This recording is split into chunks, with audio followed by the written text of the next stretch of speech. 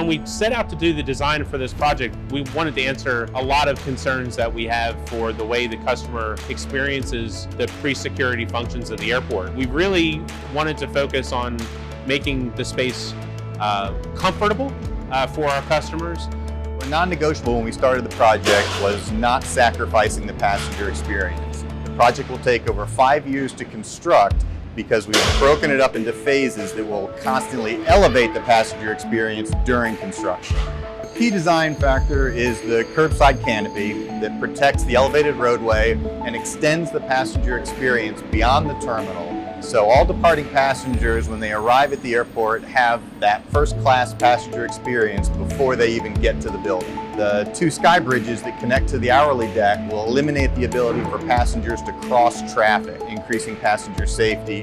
The focal point for the terminal lobby will be the Queen Charlotte statue being relocated into the building. With her robes blowing in the wind, created a dynamic line that was used to inspire the design for the terminal lobby and the canopy. Place a large statue of that weight, up in the air on a new pedestal that the same artist, Ray Caskey, has designed, and you place that on an elevated structure, the art turns into science and engineering pretty quickly. One of our responsibilities was to go back through the archives and go back 40 years and recreate this building.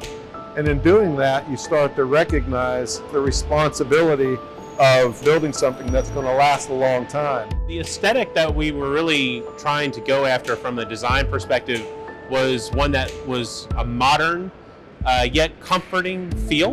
One of the things that we really enjoy here in Charlotte is that southern hospitality. But at the same time, this is a very modern transportation facility. And I think that the design team did a really good job of trying to put both of those pieces in play and not let one dominate the other.